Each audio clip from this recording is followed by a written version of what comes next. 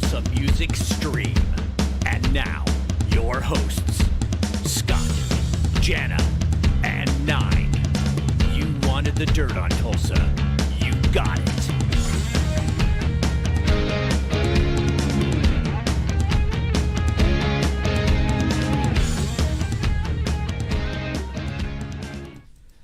Hey everybody, welcome to Tulsa Music Stream. This is episode 59. Wow. 59. Isn't that amazing? Episodes, man. One away from big old 60. Well, you know. It's so awesome. Anyway, we are the Tulsa Music Stream. If you can, please share this show, this event, on your pages, in your favorite groups, and your favorite, or your personal pages, and maybe tag a bunch of your friends. That always works out. We're also on YouTube, Twitter, and Twitch, and you can always hit subscribe on our YouTube channel, and you can hit the notification bell on that guy, and as well as hit the notifications for our Facebook stream right here. My name is Scott. This is Nine, and that's Jana right over there. Yep. Welcome to Tulsa Music Stream. This is episode 59. We already have Chuck Wright waiting in the wings for us. Before we bring him on, we're going to play the trailer for his amazing new solo album that just came out on May 20th under Cleopatra Records. You'll notice when we put Chuck Wright up on the screen, the box above him is going to say Chuck Wright, formerly of Quiet Riot. But my goal for the evening is to make sure everyone watching this understands what a successful and accomplished solo artist Chuck is, and that he's so much more than just a member of Quiet Riot. His abilities as a songwriter and a player far exceed that of what you might hear traditional bassline-wise on the Quiet Riot material. And you're going to know that the more you check out his solo material. We're going to get all into that. But before I bring Chuck on, you guys check out this trailer for his new album called Sheltering Sky. Amazing stuff.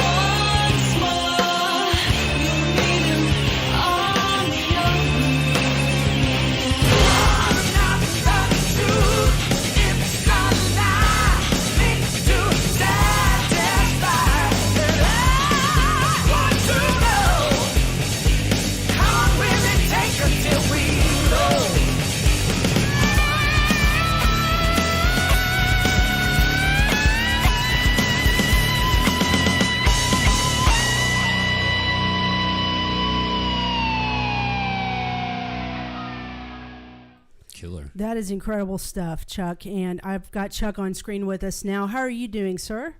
Good. I hope that trailer had audio because I didn't have any on this side. It did. It did. It was yeah, killer. it did on our side and the viewer side. Good. I was a little concerned that you probably wouldn't be able to hear it on your side, but it definitely did have audio going out to the viewers. It loses a little punch. Yeah. Hey, it's great stuff. It's great Hey, stuff. thank you so much for the introduction. I appreciate it. Thanks for having me on. Hey, man, it's our pleasure. Thank you for agreeing to come on with us. We're going to get into Quiet Riot stuff later on, but we're going to spend the first part of this interview talking about the here and now, and just giving you accolades for being an artist that is still relevant to this day. You do have an amazing history. But let's talk a little bit about this album that just came out on May 20th. And again, let me put the album cover up so people can see it. This is called Chuck Wright's Sheltering Sky. And for those of you who maybe don't know much about this album yet, it features over 40 guest performers. And we're talking cream of the crop talent that has joined Chuck on this album. Members of Mr. Big, Skid Row, Tesla, Dream Theater, Great White, Asia, Jefferson Starship, and more. So laying out the groundwork to the album like that, I want you to tell us a little bit about creating this album and the process of putting this many different artists together, how you were able to select who was going to be on what track. Just tell us how this all came together. Well, actually, I never planned on making a solo record. The fact is the pandemic hit us, and before that, I was doing weekend flyouts with Quiet Riot every weekend pretty much. And then I run an event in Hollywood at the legendary Whiskey A Go Go called Ultimate Jam Night, where I coordinate 45 to as many as 100 professional musicians in a themed show, which takes a lot. It's like herding cats, really. So basically, I had the time, and I was looking around at the world. It felt post-apocalyptic with all the empty cities and things. And I sat down and wrote my first piece, which was called Weight of Silence. And it was just me playing all the instruments, and I filmed it.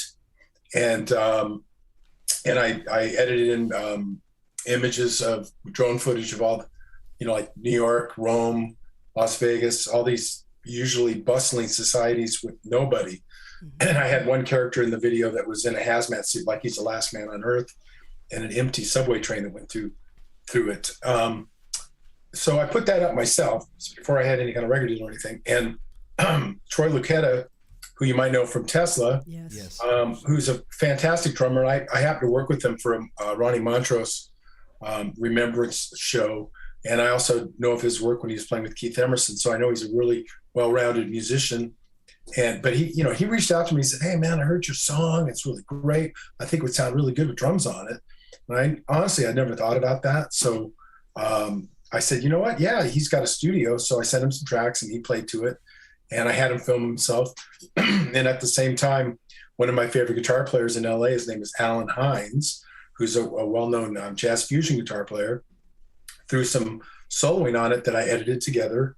And then I reached out to Derek Sherinian, who's a friend of mine from Dream Theater and a ton of things. He's a very busy musician. He has a lot of great solo records. I asked him, I go, "Hey, how do you feel about throwing some Mellotron and synthesizers on it?" So he did that. And then I re-edited in Alan and Troy into the video, and I put that out as a thing. And to my surprise, just a few days before my record came out, that video and song won Best Instrumental and Best Video in the Rock Music Alliance Awards. I didn't even know I was nominated. Wow. And it was up against Joe Satriani and John Five and other great artists that I hold in high regard. As I said earlier, I never intend on doing a solo record. So I was just writing music during this time for me. And I was thinking about, who would dig this, and I would call them up and say, "Hey, check this track out." Or I just send it to them, say, "Check this out. What do you think? Would you be into doing something on it?" And every single one of them said, "This is killer. I'd love to play something on it or sing," or whatever it was I was talking to them about. And that's kind of how it happened. I got up to about 5 songs complete, and I did a video for the track "Army of Me," which is my interpretation of a Bjork song that she was a big hit for her in 1995. Right. And that came about because I came across some tracks that I did a few years ago. I used to go to the studio all the time up at my late friend Pat Torpy from Mr. Big's place with Lanny Cordola, my friend, he was in House of Lords with me, but we've done tons of projects and albums together and 7 film scores. And we would get together and just to jam and write. Right. Pat goes, "Oh, I really dig that Levy Breaks drum thing from Bjork, that Army of Me song." So we just started jamming on it. Oh, wow. And recording it. I'm not even playing the same exact bass part that's on her song. I just did it from memory. Sure. And I found these tracks and 2 other tracks that are on my album from that time that I just thought were too good to just let disappear into the ethos of never be heard. So you mentioned the pandemic, and you did a lot of the writing for yourself, and it seems like so many musicians kind of did that and were able to do cool things like collaborate with guys they never really got to play with because through the files, and of course nobody could play live concerts at one point, so there were so many cool videos out there of guys collaborating from their own homes and put into one cool video. A lot of good things came out of a bad thing. Definitely. a lot of Zoom jams were put out there for sure. Yeah. When I started, I did it myself. I just wrote this piece, and then I started bringing in people. I mean, I wasn't even thinking about that until Troy reached out to me, and then I started developing songs with that in mind. To go, "Hey, I wonder if so-and-so would want to play on it," or "I want some funky clavinet." I'd contact somebody. That's kind of how it all came together. That's cool. Anyway, I got the 5 tunes together in the video, which has 3D animation. I worked with my friend Drew Lanius on that, and I shopped around, and I went to Brian Pereira at Cleopatra, and he dug it and signed it. So I was able to finish the rest of the songs that I'd started, and now finally it's out. You know, I started it when the pandemic hit us, and now here we are. It sounds killer, man. Yeah, It sounds great. Very, very cool. And I put up a graphic here of this. I believe this was the second single. Correct me if I'm wrong. The second single that came out from the album, Throwing Stones. And I love what someone wrote. They said it's like Primus meets Stevie Wonder, and I think that is really quite accurate. I think so too. It kind of surprised me, but you're right. It's fantastic. Yeah. And I'll be honest, Chuck, I didn't know you could get funky like that until I saw that opening riff. Is like, holy Moses, this guy is amazing, and what a great groove. And it's just it's just a fantastic song. Thank you. You know, that song, the backstory a little bit on that. It was one of the tracks that I was telling you about earlier that I did with Pat and Lanny that we wrote together, and I sent it to Joe Retta, who's a good friend of mine. I was in Heaven and Earth with him, and he just said, "Yeah, I'll do something." And I know he could sing soulful, but I had no idea he was going to crush it like that. But he came up with the lyric and the vocal melody on it, and the lyric is an anti-war song lyric, and it was written before the Russian invasion of Ukraine. It's just sad serendipity that it happened now. And so when I went to pick a second single, I went for that because of the energy, because it's timely, and I get to show off a little bit on the bass. Sure. So, you know, it's in my solo, so why not? And I really, in making the video, I wanted to kind of have it reflect what's going on over there, and so there's some elements of that in it. As you'll see, I don't know if it's on YouTube, you can see it. Yeah. The Throwing Stones video. But that's kind of how that song came together. Now, with you, the departure of Quiet Riot, and you know so many different musicians, you know, was it something that you were getting a lot of calls to actually join like full bands that were already kind of out there, or was just something there's a couple things that have come up, and I really wasn't into that. I don't know. You didn't mention. I know you guys have talked about Quiet Riot, but I think people need to have a look at all the other things that I've done in my career as far as working with Alice Cooper, Greg Allman, Ted Nugent, on and on and on, all these different people. But most people like they think about Quiet Riot the most because, you know, I was in the band for 26 years. Right. I did start doing a thing called the Legends of Classic Rock with Greg D'Angelo, who's the founding member of White Lion, and Terry Luce, who's a singer that was in Great White for like 12 years or so, and Kevin Jones, who played with Randy Rhoads and Ozzy, keyboard player. And I was out with them for like 5 weeks. We're going to go back out to Europe. But that's basically, we just do songs from our bands that we've been in. And it's basically just a fun thing. That's cool. And also on my plate coming up, I was approached by Frontiers about doing a project called Sahara with my past drummer, Ken Mary from House of Lords, who's actually on my album, and he actually mixed one of the songs on the album, and Jimmy Bell, who's a guitar player in the current House of Lords. So it's kind of old school House of Lords guys and a new school House of Lords guys doing an album together.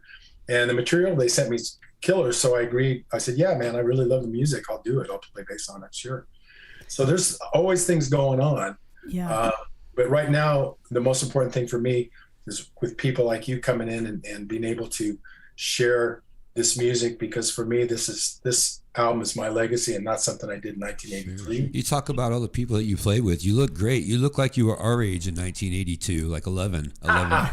Well, you know what? I owe that to the fact that I never abused things like a lot of my friends did, unfortunately. Yeah, like the Kevin, lifestyle. Janie Lane, people like that. Sure. That were friends of mine that are no longer with us anymore. Sure. Everything in moderation, as far as I'm concerned. Well, almost everything. Sure. And then you get to an age where you realize you've survived it, and you're like, you know, I did it, and I made it through it all, and I'm good now. I don't, you know what I'm saying? Yeah. I think I've been at this for 40 years, something like that. I mean, yeah, that's crazy. When I first started playing with Dubrow, which became the Mental Health record, that was 1981. Right. And before that, in the late 70s, I had a prog band. There you go. I had a prog band. Wow.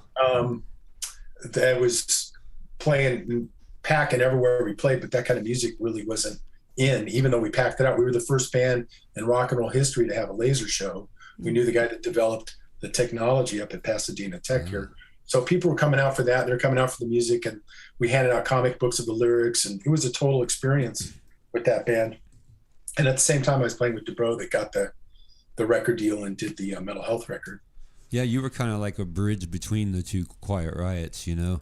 Well, yeah, exactly. And something I always like to point out and about the two Quiet Riots, exactly it. There's the Randy Rhoads era Quiet Riot, Right. and then there's the mental health Quiet Riot. Right. And the band, when we did the demos and everything, the label president, who also was the producer, wanted to call the band. He said, listen, I have two names I want to call you guys. He didn't want to call it Quiet Riot. It wasn't supposed to be Quiet Riot. He suggested he wanted to call the band Wild Oscar or Standing Hampton. And they both mean the same thing. It's an English term. Anyway, so Kevin goes, no way. Nope. We're going to call it Quiet Riot again. So that's how that happened. So the misnomer is people go, oh, nobody's original. Well, original Randy Rhoads era Quiet Riot or mental health era? Well, Quiet they Riot? say that the 70s Quiet Riot, the Randy Rhoads, was a lot glammier.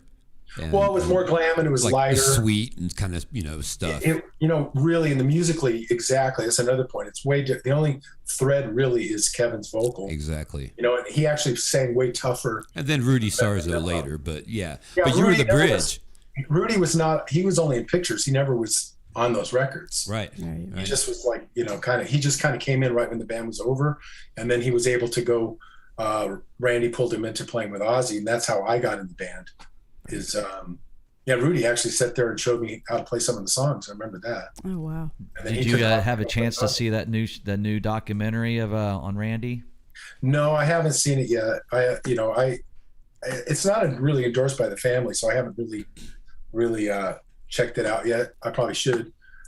You should, if you want to see something about Quiet Riot, watch Now You're Here, There's No Way Back. Yeah, we've We seen that watched it about 5 times. Yeah, and- so that was on. The story goes, Showtime said we'll give you 2 weeks, and it was on for 2 years because it was popular. Killer. It was great. I thought it was going to be like a home movie. We had cameras out with us for like a year and a half or more, just filming everything. And I ended up being part of the comedy relief in the video just by virtue of the editing. People, I get a good laugh at myself a couple times. Were you pleased with how that came out? Because I that was definitely something I wanted to ask you about tonight. Was it's a very telling documentary. It's very revealing. Quite honestly, I'm not just saying this because you're the guy we're talking to tonight, but I thought you were one of the more lovable characters. I don't mean character. You're your real self, but in the movie, because you seemed so down to earth, and I think you were one of the glues that kind of held things together. But that must have been such a difficult period for you guys. I'm just wondering if you were pleased with how that turned out. Actually, like I said, I was shocked. I thought it was going to be like a home movie. Yeah. I had no idea.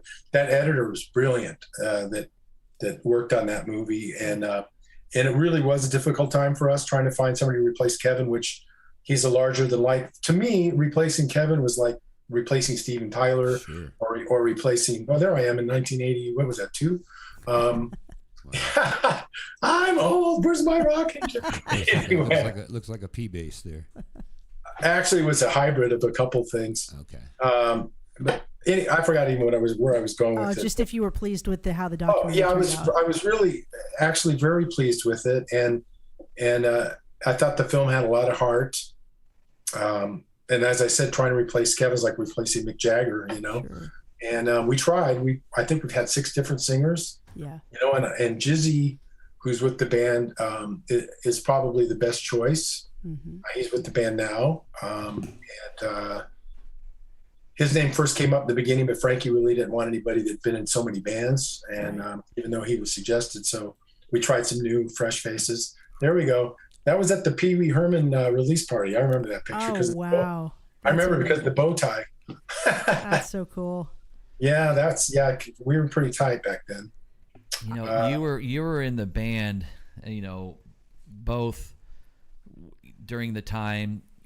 Well, of course, the Quiet Riot. You were in the recording sessions, but you were sort of Kevin's go-to guy. Is that correct? Were you? Yeah, he always said I was his. I mean, he was. I've heard it from other people that he said this, but he said to me that I was his favorite bass player that he's worked with. Wow. And the last lineup we had, he said was his favorite lineup. So, that's And part of why we continue. Yeah. You know, you talked about the movie and how hard it was to replace him, but, you know, take me back that time when, you know, after Quiet Riot 3, you guys decided to move on without him. I guess you left him in a hotel or something like that. And what was all that like? That was really outside forces, the record label and the management, and because Kevin was pretty unmanageable in general, and people think that fame changed him and he became this pompous whatever, and he was like loud. You heard, you know, the mouth that roared. You've heard that all, right? But I worked with him before he was famous. He was like that before. Right. He's just he's like a Howard Stern personality. Right. He's just bigger than life type of personality. That's the way he is. Super opinionated, and he knows what he likes, and that's the way he was. So that was an issue. That's a thing that happened. And for me, once we tried to work without Kevin there, then it just didn't feel right to me. And I could see the respect level, even though the label wanted us to change. As soon as we didn't have Kevin there, like pushing their button, going, no, you're not doing this. We're going to do this. As soon as we didn't have him there, it wasn't happening. It was like we were not being treated the way we should be for a band that sold 10 million records. Right. Actually, it was 13 million at that point total. And we were being treated like we were some, you know, new band or whatever. It's kind of, so I left, you know, that's when I bailed out. I got my parachute on and said, I'm out of here. Now, did you leave before the Kevin thing, or were you with those guys? No, I was there the day that we left them in Hawaii, although I stayed in Hawaii. I mean, we just got through playing Japan, Alaska, and then we ended up in Hawaii. And then he knew he was out at that point because he confronted us in Japan about it. And we tried to explain, hey, look, everybody, the label, everybody didn't want to do anything with us unless we get somebody fresh in here, you know. What are you going to do?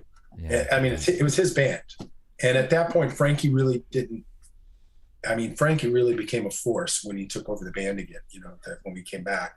Even when we came back with Kevin, Kevin brought him on as the manager and everything. And he really wore that hat well. Let me ask you this. It's a hilarious segment in the 2014 documentary where it goes through this very rapid timeline of member changes. That's my favorite part. Yeah, it's amazing. So what do you attribute the high turnover level in Quiet Riot? Was it one personality? Was it two personalities? Was it just people feeling like the ride was coming to an end? What do you think was the main cause for all the turnover in that band? Well, I think each situation is different. Right. For me, sometime I left because I wanted to leave, like I just told you. Yeah. And sometimes it was because they wanted to bring Rudy back or whatever the case may be. So each situation is different. I don't think there's one thing you could point out as the reason, like one personality that's difficult or anything. I just think it's an unusual. Those two guys, you know, it's you got to be on your game, you know.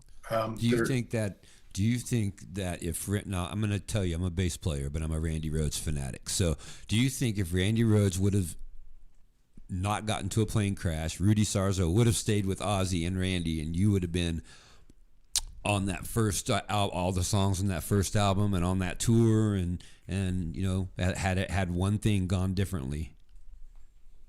Well, yeah, who knows? I mean, maybe the whole thing with Randy being in the forefront of everybody, and then the band coming out was Quiet Riot again, and maybe that lifted it up. I really think what made Quiet Riot successful was Come On Feel the Noise. Oh, of course, yes. I think that song broke it open for everybody. I think that changed the fabric of the whole music business at that time, from new wave. And I've heard you say they tried to play it as bad as possible because they didn't want to do it. That's you know, whatever. They're just saying that. But Kevin did not want to do it. There's no doubt about it. I argued with him, with the producer. I said, we don't have a CHR hit song, you know, contemporary hit song. I don't hear a pop song. I go, let's give this a song. At least I try to appeal to what I knew he liked. And I said, imagine it like Queen with stacked vocals and this and that. So, you know, that's where I kind of went with it when I was there arguing about doing that song or not doing that song. I kind of sided with the producer, not Kevin, because I was a realist about the situation with that album. I mean, that kind of music was not, in at all. Right. Bang Your Head, as good as it is, it only went so far. And then they re-released that song a second time after Come On Feel the Noise broke open the doors for everything, Do you mind taking a viewer question? We've got a viewer question for you in our chat room. Well, it depends on what it is, but go ahead. Okay, well, I think this one's not too bad. This is from our friend Rick Mel. He says, when you became a member of Quiet Riot, what was your favorite moment while with the band? You have a highlight? It's hard to, there was so many ups and downs with Quiet Riot. I think I have a picture of it too. That's on my Facebook page. I have a shot I took of Kevin when we came back and we were stronger than ever. Mm-hmm. It was like one of the shows right before he passed away. And he's at the end of the stage and we're playing Sweden Rock and there's 55,000 people. And we haven't ever played over there before for that particular festival. And he just turned around and he had this, grin on his face. He goes, "Nah, this is what I'm talking about, everybody." Wow. And that was a really good moment that I remember. Cool. And it was his last hurrah, so to speak, because after that we just did a couple smaller gigs, but that was kind of like Kevin's last hurrah, so that stuck with me. That's awesome, man. As a highlight for the whole thing. We were really good friends. I was there, obviously. Rocklahoma, and that performance at Rocklahoma was just fantastic, yes.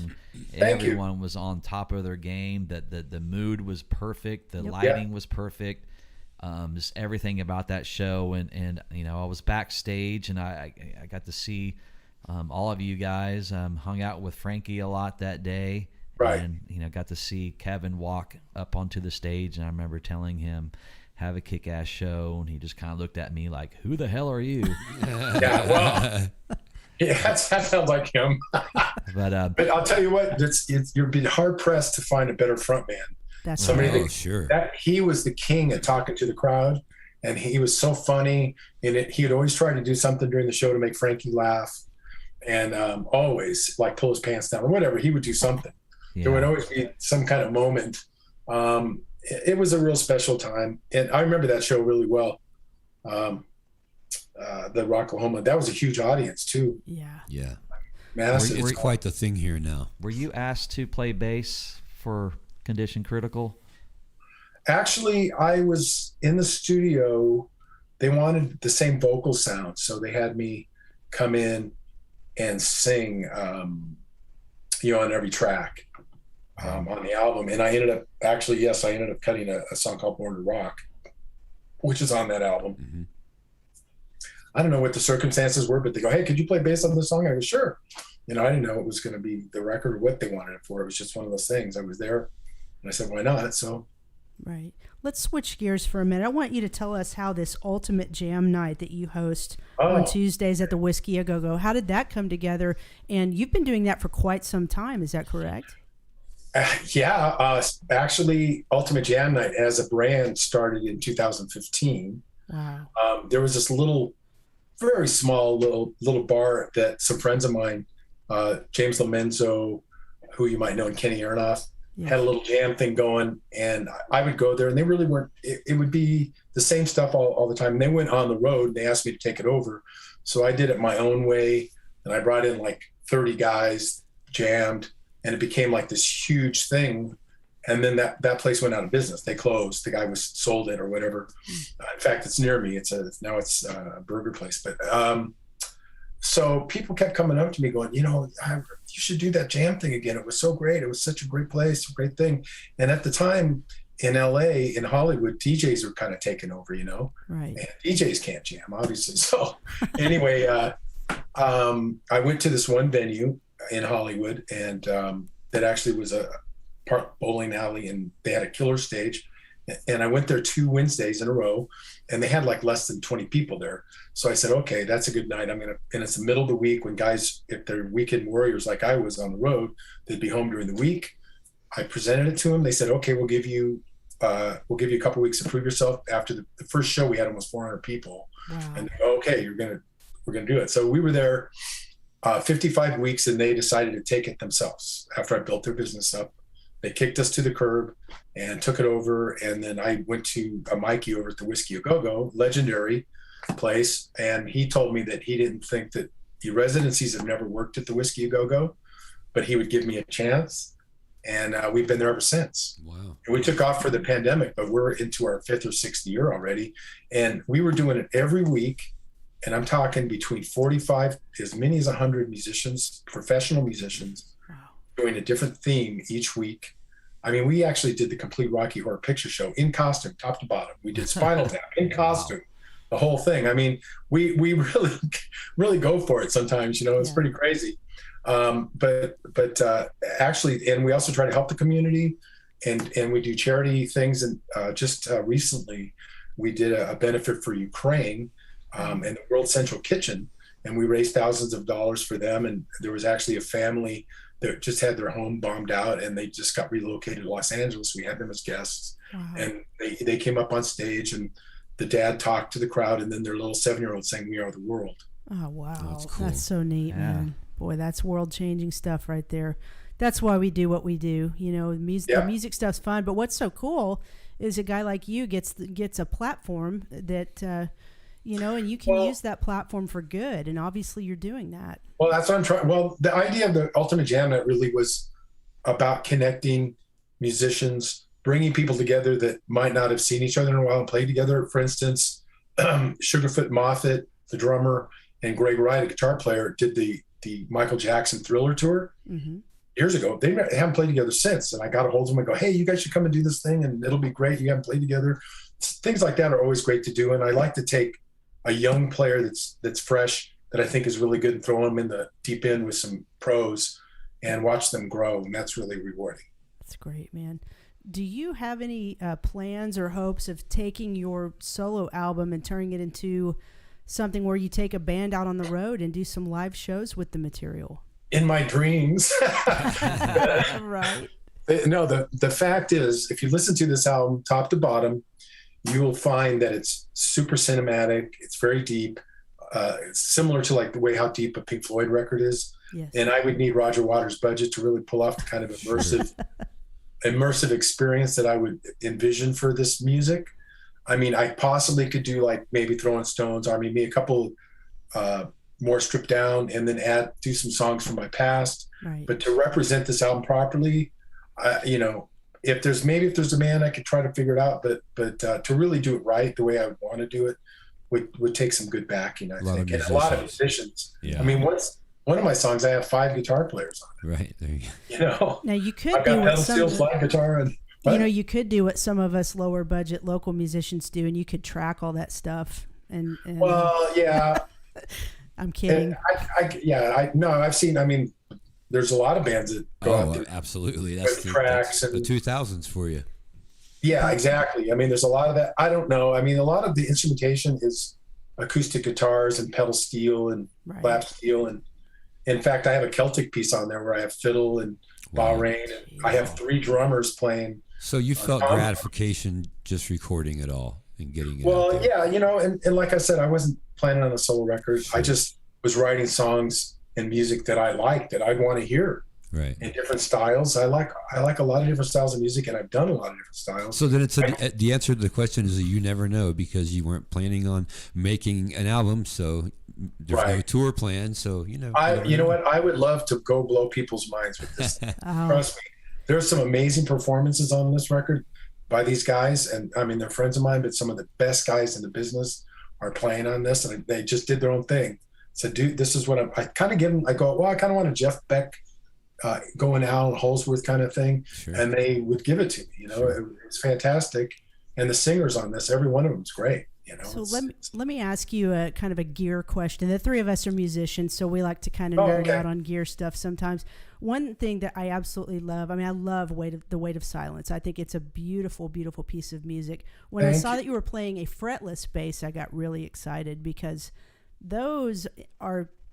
If those are played properly, they are absolutely beautiful. It's a beautiful instrument. And to share with you on the record, something that I did, which is, I guess it's unusual. A lot of times when you hear songs when you're going from a chorus to the next verse, there's a little musical passage, and it's usually a guitar solo thing, right? Right. I did it on fretless bass, and I have harmony fretless basses. I have some songs with 3 basses on. Wow. You know, for effect, there's a song on there, Time Waits for No One. When it goes to the chorus, there's this really beautiful melody going on underneath the vocal melody, and that's all fretless bass that I'm doing 4-string bass underneath it. And sometimes I reinforce the low note with an 8-string bass. That's cool. Yeah, so it's like I said, it's pretty elaborate what's going on. I'm glad you pointed out the fretless beautiful. bass. How long have you played fretless? And how long did it take you to master it? Because anybody who's messed with it knows that if you're not exactly on, you're sharp or flat. I mean, there's no frets. You know what? I think fretless bass is a feel instrument. Yeah. The only thing is I got to keep my eyes on my fingers. Sure. I can't flip it off. It's definitely a different play than I'm a bass player too. And first off, let me ask you, how are your fingers after all the years of playing? Do you have any joint pain or any kind of? No, I'm fine. There's an exercise that a chiropractor told me to do that really, really helps before I play. Share it. Huh? Share that advice. Well, basically, I don't know if you can see me here, but you gotta put. Let's say, okay, I'm going to just do one arm, but you got to put your arm back as far as you can, like this. Can you see my arm? Yep. And then tighten it up like that, and then spin it around. Oh wow! For a while, just keep spinning, both at the same time, and what that does is that warms up the joint, the muscles in here, and makes your hands a lot. Right. And I also will run warm water over my joints and my fingers before I play. Do you have an extensive bass collection? No, actually, I don't. I like certain instruments, and I mean, for instance, my favorite live bass is my Fender bass. There you go. And that one, I searched for 3 months for the right bass, and I kept going back to Guitar Center, actually, of all places. And I'm going to these rare guitar places, and I kept playing this one bass, going, man, I love this bass so much. It's just there's something about it. And then they put it back up on the rack, and I go, I'm going to come back. We'll see. And I hope it's still there, right? So I came back, I decided to buy the bass, and they pulled it down, and I started playing. I go, this isn't the same bass. It looked identical. You could feel it. I took a photo of the serial number. It was not the same bass. There you go. They said, oh, you know what? I think your friend that works here put it in the back so no one would buy it. He had a feeling you were going to come back. So that's how I ended up with that. For the more aggressive metal hard rock records, I have my Spectre that I got in 1985. Oh, that's cool. And I think I've done at least 90 albums with that bass. Wow. Oh my goodness.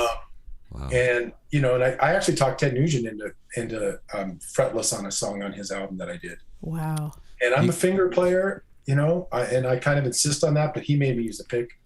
Well, in the studio, it always sounds crisper with the pick. I mean, I'm like that too. I use my fingers. You know what? It all depends on your approach and how you play it. If you play a little bit further back on the bass, and if you have really strong hands and aggressive, I can make a bass sound as spot on and as aggressive as a pick. Right on. Studio.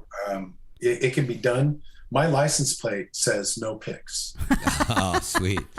Fans ask me for picks at every show, and I said, did you see me play? I use my fingers, right? Gotcha. So I got tired of that. I went and got picks made that say I don't use a pick. That's hilarious. Yeah. And it says my name on it, but it says I don't use a pick. Here's the pick. I used to play with a guy. He was just like you, and on his bass strap he had a little button, and it had a picture of a pick with the red circle and the line through it. Right. So, well, there are cases where you might really need to use one, but I try to.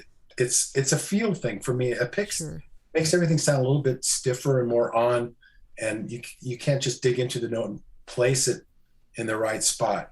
Mm-hmm. It's so important for any bass players listening out there. When you're building your bass part, use everything. I mean, obviously you want to lock with the drums and be straight on with it, but listen to the vocal melody and any passing notes you do, complement that, and know that what the guitar chords are. Know that the notes that you want to play within those changes in the chords. You really need everything. And a good example, both one of my favorite bass players is Pino Palladino and Paul McCartney. Mm-hmm. They both would do the final bass last after all the music's there to build their parts over, which I've had to make records when I don't have a vocal melody or guitar solo or anything else. It's just basic tracks. And I really don't like doing albums like that, but I have, because it doesn't give me enough to work with. Right. So tell us what you have on the docket this summer. What are you going to be? What are your summer activities going to consist of? Well, right now it's getting in front of people like you and trying to get the word out on my album because it just came out, and I really want to share it with everybody. But I'm doing Ultimate Jam Night this coming Tuesday. It's NAMM is in town, which is the National Association of Music Merchants. Mm-hmm. So it's like a NAMM after party because NAMM ends and then we're having our show. And it's also Prince's birthday. So in the middle of the show, we're doing a bunch of Prince tunes. So I do that every other Tuesday, and it takes a lot of time I also do a lot of the design work. So it takes a lot of time to design the stuff, decide on the show, start lining up the right musicians for that show. So that takes a lot of time. Sure. I am going to Europe July 2nd, I think. I leave for Europe to go play with the Legends of Classic Rock. Cool. I don't know if did I mention that or not? I don't remember. You did. You didn't go into great detail about it. Yeah, it's Greg D'Angelo from White Lion, the original, and it's Terry Luce from Great White. Cool. Yeah, I think I did mention those guys. Anyway, so we're doing some shows in July, and I'm doing this album that Frontiers has put forth for me, and that's I'll be busy this summer, no doubt about it. That's fantastic. Yeah, that's cool. There were some hard times when you were with Quiet Riot, the passing of Kevin. I never thought I'd be a pallbearer, that's for sure. Yeah, the passing of Frankie. Yeah. Where were you when you heard the news of Kevin, and the same with Frankie? Where was I? Did you get a phone call? With Kevin, I got a phone call from a friend that lived near him and said, Chuck, have you talked to Kevin today? I go, no. They go, well, there's an ambulance in front of his house and a lot of commotion going on over there. And then, so I hung up the phone and I went to call Frankie, and he had called me. And I said, hey, Frankie, do you know what's going on with Kevin? He goes, he's gone. I go, what do you mean he's gone? I mean, he's gone. I go, no way. And he said, yeah, he's gone. He's gone. God. Boop. Wow. Yeah, that was the end of that. The first call I got, though, after that was from Mark Slaughter, which was nice. Nice of him to reach out. With Frankie, I was just expecting it. Like Kevin, it was a total shock because I'd just seen him and he's amazing health. Right. The guy was like working out and singing better than ever. Right. And it was kind of a shock. I didn't realize he actually just did small elements of bad things. Yes. It wasn't like he did a bunch of cocaine one night and just died. It was a bad mixture of things. With Frankie, it was kind of expected because he was getting worse, but still, when I got the call, it was devastating, and I wrote that song, "See You on the Other Side," all in one time, just after getting that call, because it reminded me of all the loss with my mom and 7 of my best friends, like Pat Torpy, John Purdell, other people, Janie Lane, different people that I knew that were no longer with us anymore. Yeah. So Chuck, did Rudy coming back and you stepping out, did that blindside you, or did you see it coming? I honestly, I'm really not supposed to even talk about any of that stuff, but okay.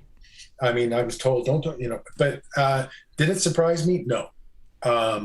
It's happened 3 or 4 times maybe, before. So it didn't surprise me at all, honestly. And truthfully, it couldn't have come at a better time for me because I was finishing up this record, right. And I'd been on the road since 2011, like constantly. Right. And I was just burnt. Yeah. So I was ready for a break from it, honestly. So to me, it was welcome. I mean, when I got the call, I go, well, you're doing me a favor because if I keep doing this kind of schedule, it's going to kill me. Sure. Sure. Because it was pretty brutal. I mean, we were like taking, red-eye flights and no sleep ever. It was pretty brutal. Yeah. And it's still like that. I saw their schedule, and I'm glad I'm at home and working this, and so it's all good for me. Yeah, that's excellent news. The 2 albums that you put out with James Durbin on vocals, I really loved the album Road Rage. I thought that was a really killer album. Great singer. Yeah, he was great. I had absolutely nothing to do with those records. except for playing bass on them. I was given music without vocals, without anything, and just play bass. So I really never talk too much about those two albums because I don't really feel like they represent me as a musician, or they really even. I'm glad you like that Road Rage record. I think a lot of that is due to James Durbin being able to take songs, music that he was given in its form, and he had to take that form and create a song around it. It wasn't like you sit down with guitar and you go, oh, I'm going to go to this chord. No, that one doesn't work for this vocal. Let's go here. He actually wrote some really great parts over existing music. So that's kind of how that came together. It kind of reminds me of the new singer that Skid Row has now. You know, they kind of have that same kind of style. Yeah. Which one? They have a new one now. They have Andrew now. Yeah. That one, I think. Yeah. Is that the one You you're talking talking about He's a Andrew young Freeman? guy. He looks like he could be one of their children. Oh, Andrew Freeman? Oh, he does look young, doesn't he? I did a gig with him in Panama, of all places. Oh, wow. Yeah, he's a really nice guy, really good on stage and great, really sweetheart. And I'm happy for him that he's in like 3 bands, I think. I don't know. Wow. He's like, one of the hardest things to find, I got to tell you, is a really good male lead vocalist. Yes. Yeah. It's really tough. I mean, look at all the singers we tried to find for Quiet Riot. Absolutely. Yeah, it's not an easy thing. I mean, even doing Ultimate Jam Night, that's the hardest thing to find. Right. There's a lot of great female singers, but finding the male guy, the right one, is tough. So after Kevin gets fired, you leave. They come out with, they put Paul Sorrentino on there on vocals, and they call it what, QR. What was your opinion of that album? Did you like it? Was it okay? Well, my opinion is I think they should have called it something else. Right. I know they had that option, but I think that it would have diminished the funding for what they were doing quite a bit if they weren't Quiet Riot. So I think they kind of just continue on with that. They only did 2 shows, I think, live. Wow. But I think it's something like that. It's really low. And Sean McNabb's the bass player, and he's a very good friend of mine, and I call him my shadow because he's been in 7 bands that I've been in. So Wow. Well, you know, it's weird by this Montrose, time. By this time, all you guys know each other, and all it's like they've all been mixed and matched, and you know what I mean. Yeah, it's incestuous in a way, isn't LA it? Guns has been in Rat, and Rat guys have been in. You know what I mean. So it's. But listen, you were in LA at a really groundbreaking and iconic time, like the late '70s. Like in the early, that 1980, the skinny ties come out, and the Knack's popular. And so I just want to hear about your memories of were you in the clubs watching Quiet Riot with the Randy Rhoads? I did. I actually I did see them, and I thought that for how good of a player Randy Rhoads was, I thought he was dressed kind of funny with the bow tie and the vest. Bow tie, yeah. I think it's because he was a fan of Mick Ronson of David Bowie, possibly. Yeah. That's who he reminded me of. I thought they were good. I wasn't that impressed with the rhythm section, but I thought Kevin was great. In fact, Kevin came out and sang with my band a couple songs. I saw Van Halen back then, and there was 30 people there in the crowd. Wow. And I remember my exact thoughts were, this singer is ripping off Jim Dandy. Right. Right. He is being Jim Dandy. Even the hot dance thing. Every little thing he's doing, he's copying. So that kind of turned me off to them because I knew Black Oak, Arkansas, because my sister actually, who's older, was like 4 or 5 years. Now, did Eddie Van Halen really turn his back to the crowd when he didn't want people to see how he was doing things? No, I didn't see that. Yeah, I thought he was amazing. Yeah. Yeah, I mean, he's why I thought the band. I go, wow, this band. I actually thought the bass player was pretty good, and the drummer was pretty good. I thought they were a good band. It's just that I was so distracted by David, not being Jim Dandy, that it bummed me out. But it's weird. They said that the 3 big guitar players, it was Eddie Van Halen, Randy Rhoads, and I always found it interesting that George Lynch was considered the 3rd in line of those guys. Yeah, I would say so in those days that George was one of the main guys. I can't remember the name of his band back then. And I remember Dawkins was playing out, and all that was going on at that time. And then Yngwie gets shipped there by Mike Varney. Yeah, well, Unfortunately, yeah. Hey, I want to go back to the documentary real quick. You said you were the comic relief in there. That this particular memory I have of a scene in there where a kid's getting his Quiet Riot CD signed, and he pulls it back from you, and you're like, "Wait a minute, no, I recorded on that," and he didn't believe you. Does that, to this day, drive you crazy that you don't get the credit you deserve? You know, one guy, one interview, he said, "How do you feel about Rudy's greatest contribution to Quiet Riot being your bass track on Mental Health?" So it's one of those things, you know, people don't read the fine print, you know. Right. So it is what it is. And I'm just happy that I was a part of, I feel, even if it's as a side note, part of music history, you know, with that album, because it did change everything. Yeah, undoubtedly. Honestly, you've done a lot of cool shit, so there's nothing at all to be, you know, sad about. Nope. No, I'm not sad about it at all. No, of course not. Blessed. You don't seem like it at all. No, I feel very blessed that I'm still going, first of all, and having this great opportunity to do my own thing. Finally, after 40 years of doing this, I finally have my own record out. I mean, I've been a writer, composer in other bands. The QR3, I'm a writer on everything. The Quiet Riot 3 album. In the House of Lords record, I was the main writer on those records. And, you know, so now I'm just doing my own things, really satisfying, rewarding, and the kind of response I've been getting by everybody I've talked to, it's all been super positive, and that's great. So yeah, I'm in a very good spot, very good place. I want to ask you real quick, this hour has gone fast. We're going to start wrapping things up. I've got another viewer question for you.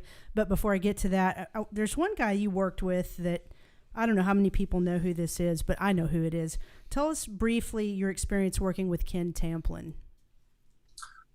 Oh, Ken's a great singer. I mean, he's a teacher, and he's doing really well at teaching. I think he moved to Hawaii. I actually started doing an album with him when I was with House of Lords. It's after Lanny had left, and House of Lords started working with Doug Aldridge, and Ken, Mary, and I were doing this record with Lanny and Ken Tamplin, and Gene Simmons gave us a call and said, "You guys cannot do that record. I don't want you playing on somebody else's record. I don't want to have you guys distracted. I don't want people to be distracted by what you're doing." So anyway, that was unfortunate because, you know, it was going to be a great record, and it is. I've heard it, but that's the business sometimes, you know. My goodness. Yeah, I remember him. I listened to. I was heavily involved in the Christian music scene, and I remember Ken Tamplin putting out some Christian albums back then, and so I had to ask you about that. The 90s, I did a lot of music for the Christian market, and that's the two reggae records. Reggae Worship are, if you can imagine, Christian reggae records. We did two of those. We did a Christian project called Symbiotica, which is ambient trance, when that was in vogue for a while there. And we did a couple Magdalene records. We have a very interesting version of War Pigs that you should check out. Oh, wow. It kind of sounds like Sting and Marvin Gaye got together and did a Black Sabbath song. It's very different. And Chaos is the Poetry is one of my favorite albums that we did in that market too. During the 90s, Lanny was real deep into that whole market. And Ken Mary actually is a Dove Award winner, which is like the equivalent to the Grammy. Yes. In the Christian market. He's gone on to be a major producer engineer in that market. Well, we'll have to check all that stuff out. Here's you go ahead, Scott, and I've got a viewer question. You know, we've had Rudy Sarzo on our show. We've had Alex on here, and as well as we've had Jizzy Pearl.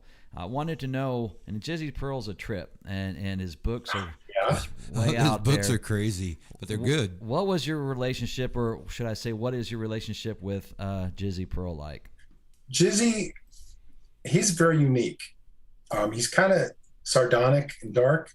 I've seen him smile once, and that was at his wedding. And his wedding was at a nightclub, and he had Clockwork Orange on the screens. So, and he was married. You know, it's very. He's very unique.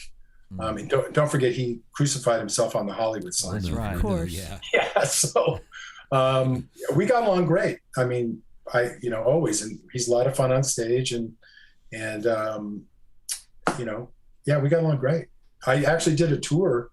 It was called the Dizzy Jizzy Tour, and it was we did a set of Love Hate with Jizzy, and then we did a set with Dizzy Reed doing Guns N' Roses and some other songs, and that was with Alex on guitar.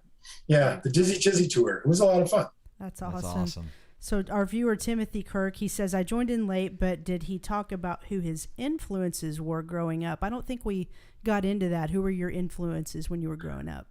Well, as far as bass players go, they pretty much all start with the letter J, which my very first bass player I got into was Jack Bruce, which I'm glad I did because that kind of taught me how to improv.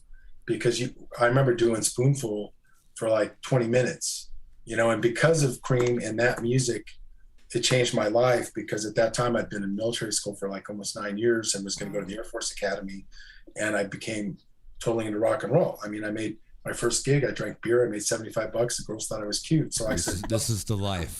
This is what I want to do, Mom. I didn't have a dad. So my mom, she supported me. And you know what? One of the most important moments for me in my life is handing her a platinum record, Wow. with her name on it. But as far as influences, starting out, John Paul Jones, Led Zeppelin, John Entwistle, Killer. like I said, Jack Bruce. And then I got into jazz fusion with Jaco Pastorius and Jeff Berlin. Nice. And then, of course, James Paul McCartney. So they're all letter J. Wow. All of them. And James Jamerson, Motown stuff, Yeah. You kind of love that without even knowing what it was, how important the bass was when you listen to the Motown records. Right. Yeah.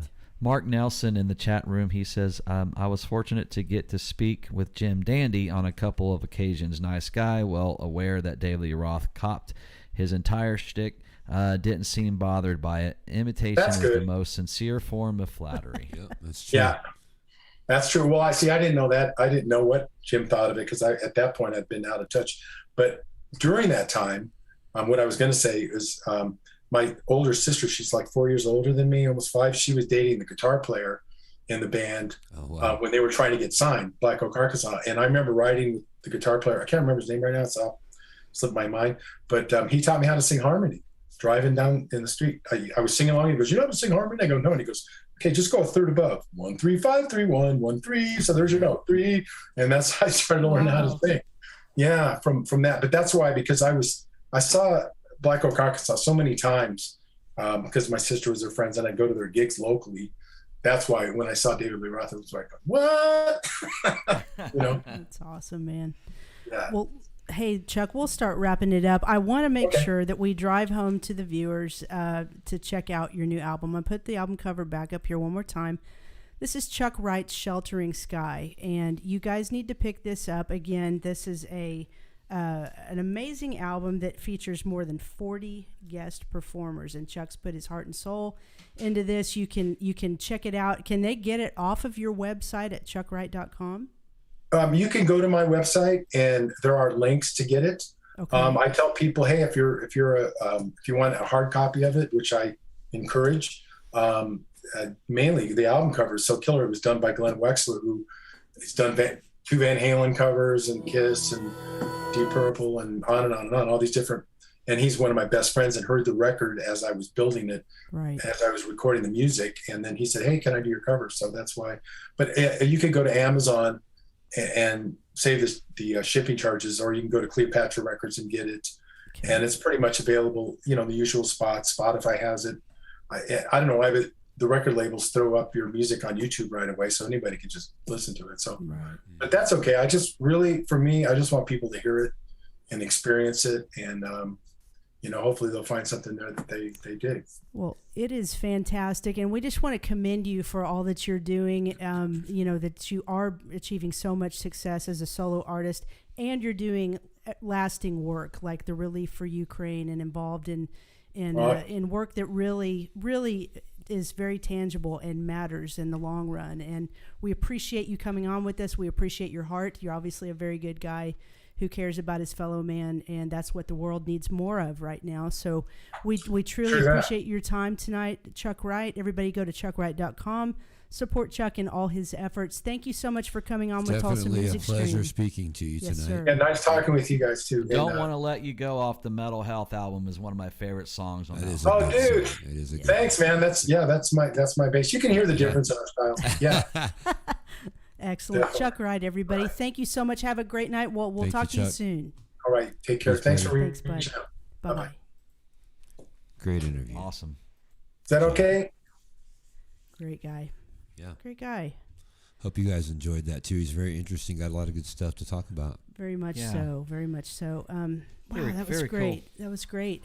You know, A lot of info. sometimes you just think these guys just do one thing, and then you find out how much more they're involved in. And go to chuckwright.com. I and get tired just, hearing man. all the stuff that they have to do, like, I know Love's a bitch. y'all can't see this, but here's his bio, and he's got just all this other stuff that's not even about Quiet Riot. So It's a lot of stuff. I mean, check him out. He's a good dude, and he does good things.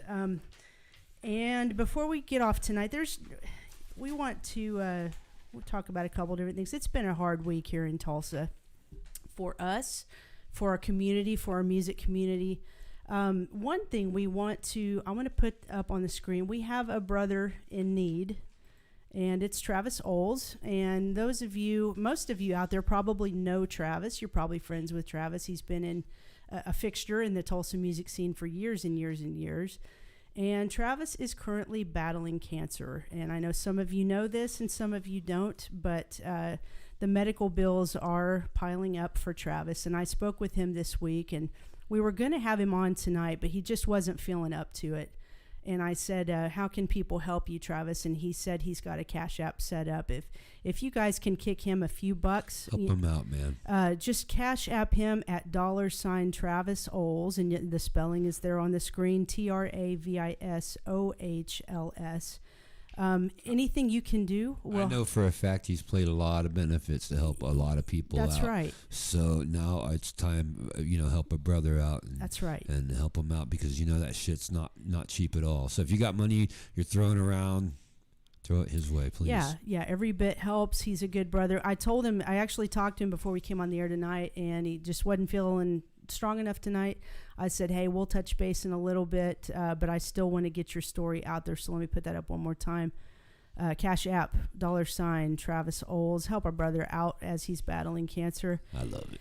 And the other very, very, very sad, difficult thing that happened is we lost our sister, Erica Jimenez. Many of you knew her from the Cimarron. She worked out there, was a sweet soul, and an evil person took her from us, and we trust that justice is going to prevail in that situation. But the important thing we want to drive home, there is a GoFundMe set up. If you guys will go to GoFundMe.com and do a search on the children of Erica Jimenez and contribute what you can. There's a goal of, I believe the goal set, I want to say is 10,000. It just got kicked off today. And so let's all go in there and chip in a little bit of money. Good karma. I don't like the fact that that Karma. last name has to stick with her. You know what? We should change that I to hate Evans. that. Just I put it hate back. that too. I know. I actually thought about referring to her as Erica Evans tonight, but Yeah, we should have done that. Right. but the GoFundMe was set up under the Jimenez name, unfortunately. But we love her and we remember her as Erica, and she will live in our hearts forever. I want to let you guys know Cimarron is in the process of putting together a benefit. We plan on we being Rocket Science, we plan on being involved with that. And I'm sure many of you watching out there are going to be involved as well. We're going to come together for Erica and her family, and we're going to pull together. So be watching for details. I don't know if I should announce the date, but I can tell you that it looks like the benefit will be in early July. So be watching Cimarron Bar's Facebook page for more information on that. And one more time, go to GoFundMe, look for the children of Erica Jimenez, and contribute to her fund as well. And, it's just, it's with the shooting yesterday, man, it's been a hard week. Senseless shit, man. Yeah, it is. But people need to get their hearts together. we do. We do. It's like we can all argue policy till the cows come home, and no one's going to change their mind about policy. But what we can change is our hearts, and what it takes is loving the fellow man around you and caring about others besides yourself. So if we can all learn to do that and be more giving and loving and patient with the people around us, our world will start to change. So again, as the Tulsa Music Stream team, we want to send our love, thoughts, and prayers to everyone suffering this week. Excuse me, got phlegm in my throat. And I hate that. I'm going to put, Teresa, I'm going to put you on screen. We haven't gotten to see you tonight. What up, girl? There Go. is Hey, Teresa. hey, how you Holla back. doing? Holla back. What up? Boy, I need to lower the camera because now it looks like you're sitting like No, I think way she looks above us. like she's a DJ. Man, She's that's like fine. she's like up in the press box. What you there. spinning, girl? I'm spinning my new TMS shirt. There you that I go. got for Now you my can Disney get those merch. too. You can get those. Oh yeah. You know what I'm saying? You know what? Summertime. Shit is Exactly. Looking good. living's Looking easy. good. Looking good. She is wearing it, and what a great time to segue to our sponsor, Identity Merch. If you too want an awesome looking tank top like she's got, you can go to Tulsa Music Stream, and we have a link to our online store there at the top of the page. Pick up a t-shirt or a tank or a hoodie or long sleeve for next winter, and we appreciate Todd Cook running that. Yep. Shout out to other sponsors, DEB Concerts, Psychomo Filmworks, Okie PC, GregShipman.com, and Surviving Rocklahoma. We really appreciate all the support behind our show. I'm trying to find us again. Here we are. There we are. There we go. So it's been a great night, great interview. Scott, you got anything? Just, Talk about some stuff. oh, What you got in I your could mind, talk man? about all sorts of shit, but Lay it on us.